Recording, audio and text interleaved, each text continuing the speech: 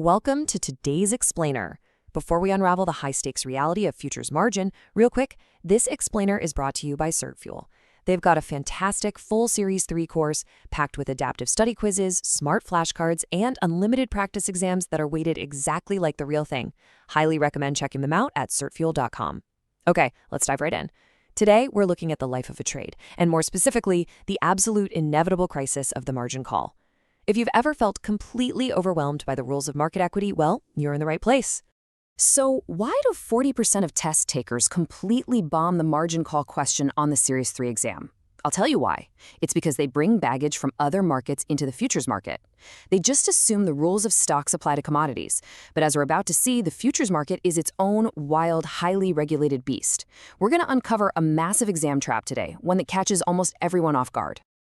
All right, Section 1, the buy-in. What exactly is futures margin? To understand the trap, we first have to establish the fundamental rules of the game. Let's smash the biggest misconception right out of the gate. Securities margin, what you do when you buy a stock on margin is a loan. The buyer gets a loan to purchase shares, and they pay interest on that loan, right? But futures margin, it is completely different. Futures margin is a performance bond. It's simply a good faith deposit that guarantees a trader can actually meet the contract's obligations. It's not a down payment, and it is definitely not a partial payment. Plus, both the long buyer and the short seller have to post this bond because a futures contract obligates both sides. There's no loan, there's no interest. The money stays your own funds, held as security. Okay, stop right here. This is a massive exam trap. Seriously, do not fall for this on test day. The Federal Reserve and the Commodity Futures Trading Commission, the CFTC, do not set futures margin levels. So who does? The exchanges, acting through the clearinghouse, set and revise these levels. And here's the crazy kicker, they can even retroactively hike these requirements on positions that are already open. If the market gets too volatile, the exchange can literally demand more cash from you out of nowhere, not just on new trades, but on the ones you're currently holding. Moving on to the holding phase of the trade, the danger zone, initial versus maintenance. Once you're in a trade, you have to actively monitor your equity against two critical thresholds. The first threshold is the initial requirement. What does this actually mean? Well, this is the upfront amount you post per contract to open a position. Think of the initial requirement like a massive bouncer at the door of an exclusive nightclub. The bouncer checks your wallet to make sure you have enough cash just to get inside the club.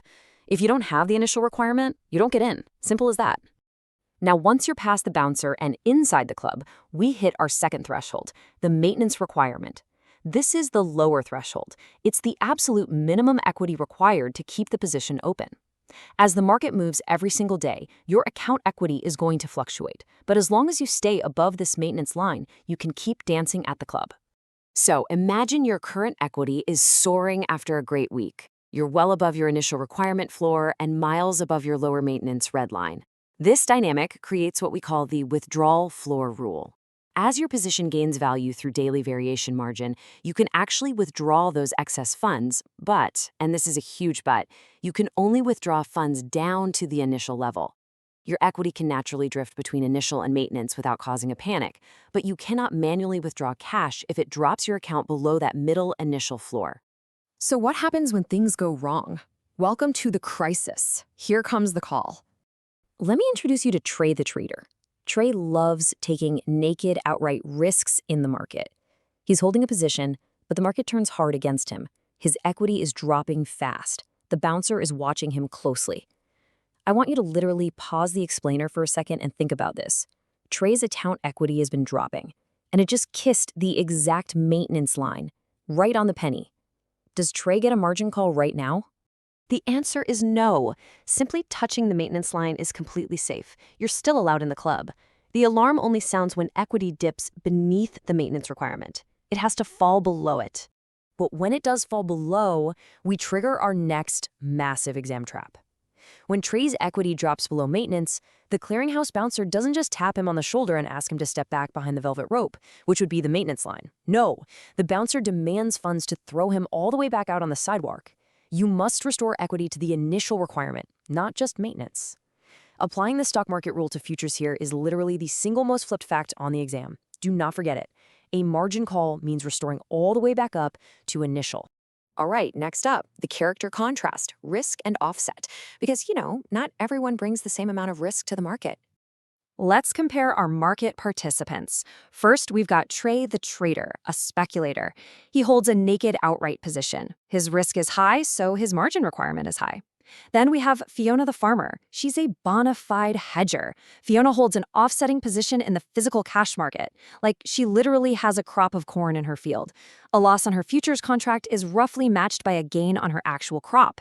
Because her cash crop offsets her exposure, her net risk is much lower. Finally, look at Hank the hedger. He's a spread trader. Hank holds offsetting long and short futures legs. A market-wide swing largely cancels out between his two positions. He's only exposed to the price relationship between the legs, not the full market move. The golden rule here? Offset reduces risk, and reduced risk equals reduced margin. Fiona and Hank will always pay less margin than Trey. All right, we have covered a lot of ground, so it's time to lock it in.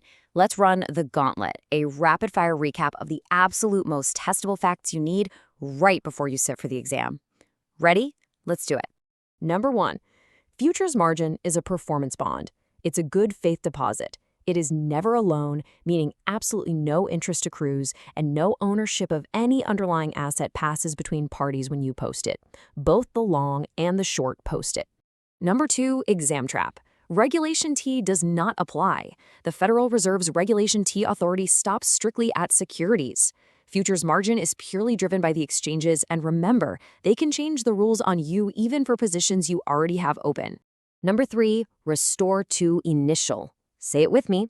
When a margin call is triggered because equity dropped strictly below the maintenance line, you don't just top it off. You must fund it all the way back up to the initial requirement. The bouncer kicks you back to the sidewalk.